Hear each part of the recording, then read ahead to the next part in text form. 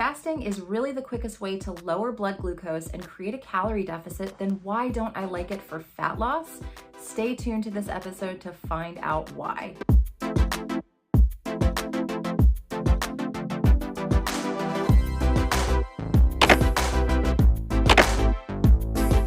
Welcome back, my friends. My name is Sarah. I am known as Carnivore Yogi.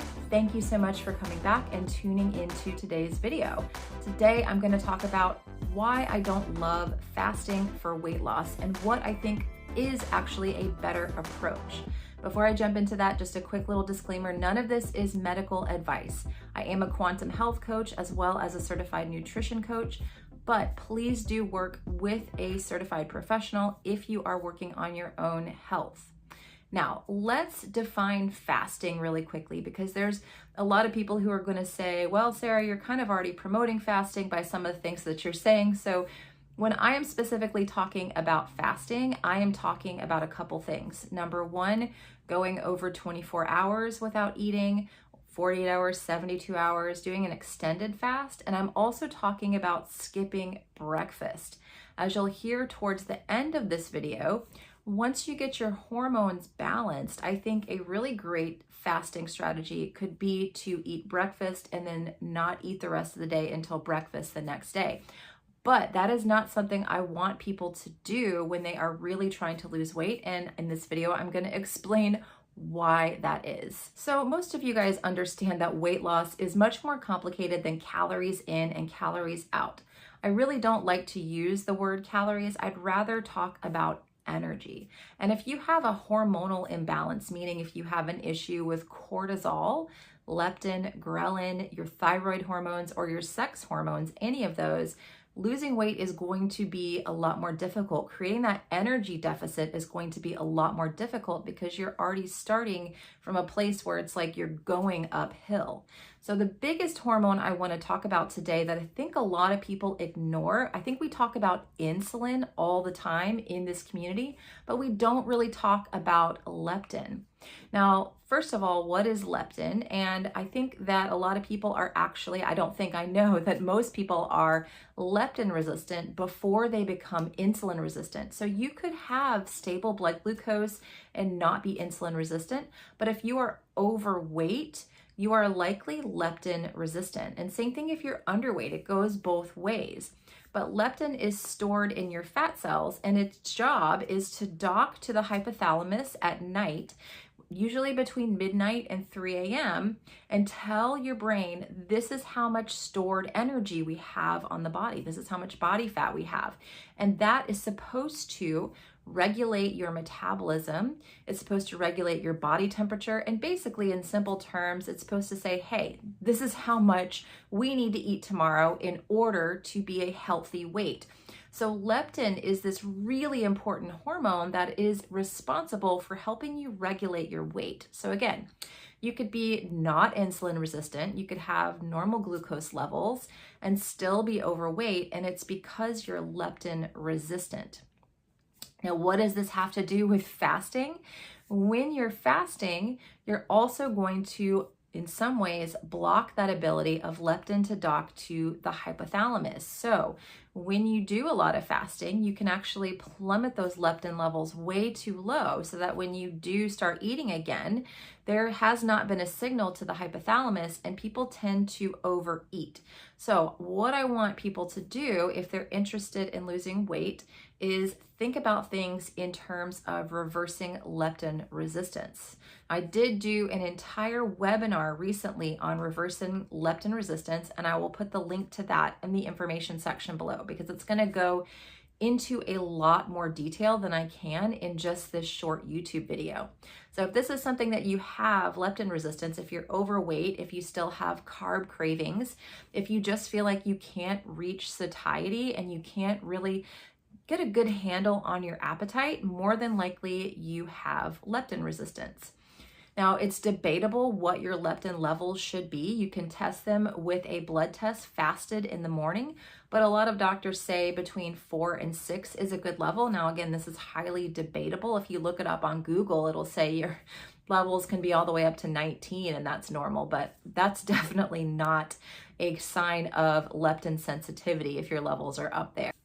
So again, fasting is going to blunt this process that's going to happen when you're sleeping. If you're over fasting, your leptin levels are going to not allow that docking to the hypothalamus at night while you're sleeping. A couple other things that are going to blunt this ability of leptin to communicate with your brain are going to be eating after sunset, eating too close to bed, eating carbohydrates out of season, and again, overeating and undereating both. It goes the same way. So when someone is wanting to lose weight, the first thing I want them to do is to get control of their appetite, to feel like they're in a good and stable place with their appetite. So again, I go into depth in my webinar on this. But I think the most important thing to understand about leptin is it is a circadian hormone. Again, it docks at night. So it's really important to get that strong signal from the sunrise in your eyes in the morning, and then to eat within 30 minutes to an hour of sunrise. And I know this is totally contra what everyone in the keto, carnivore, low carb space says. Everyone says skip breakfast, eat later in the day. But when you're doing that, you're blunting the production of really, really important hormones. So when we see the beginning of UVA light, that is when we make pregnenolone. That's when we make those T3 hormones. That's when we make serotonin, melatonin, dopamine, tryptophan, tyrosine. All of those hormones begin that production with that beginning of UVA light. Sunrise tells your body to stop making melatonin and start making cortisol in a gradual way. So if you have studied any of Sachin Panda's work, and I'll link one of his videos below, you see that animals and humans as well, when we've been studied, have better digestive function. We have the ability to absorb nutrients better in the beginning part of the day. So if you're constantly intermittent fasting and not eating every day till 12 or 1 o'clock, you may be able to get away with this for a small amount of time. It may be okay. But over the long term, you're going to slow down that hormone production. I experienced this firsthand when I did a 75 hard, and part of that 75 hard was to do a 16-8 every single day. Now, yes, I could have done a 16-8 where I eat at sunrise and have an 8-hour eating window and then not eat again until the next day. I think that that is okay. But the way that I did the 16-8 was not eating every day till 12, 1 o'clock. And then the time as the 75 hard was going on kept getting pushed back and back because I kept eating later and later and later in the day. So I don't think that skipping that breakfast, I ended up at the end of that 75 hard, I lost my cycle, and I wasn't doing even any fasts over 24 hours. This was just 16-8. So if you're going to do a fast like that, and you are going to skip breakfast, I'm going to recommend that you don't do that more than 2 to 3 days a week, especially women. Men can get away with this a lot easier because there are a lot less hormones that you're working with. The intricacy of those hormones are a little bit different. Women are on like a 28-day cycle with their hormones. Men are kind of on a 24-hour cycle with their hormones. So there is a bit more intricacy involved in women and that intermittent fasting. The biggest reason I really just don't like intermittent fasting for weight loss is because it does not really help to balance your hormones.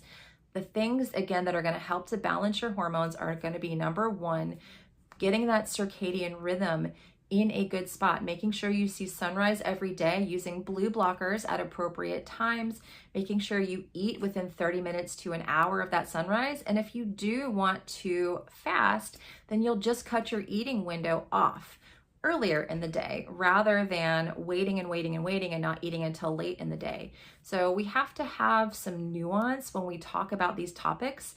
And if you're leptin resistant, right, your body is not downloading that information about how much body fat you have. So your appetite is not going to be regulated. You're never going to be truly experiencing satiety.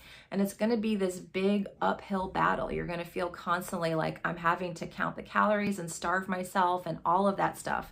So again, we have to think about things more in depth than just calories in and calories out. So if you want more information on this, again, I did do a webinar called Building Your Perfect Quantum Plate, and it is all about reversing leptin resistant how to use these quantum modalities to get your appetite under control and lose weight naturally in a way that balances your hormones and is not incredibly painful. So that will be linked in the show notes for you guys below. I really do hope that this was helpful and that it made sense. I'd love to hear your thoughts on this topic. Again, you can probably get away with some intermittent fasting, skipping breakfast every day for a period of time before you start to see your hormones have issues. I think the older that you are, especially my ladies, the quicker that this is going to happen because there's a lot more hormonal variance as you get over the age of 35. All right, guys, I hope this was helpful. Would love to hear your comments and thoughts below. Share this with anyone who you feel could be helped, and I'll talk to you again in the next video. Bye.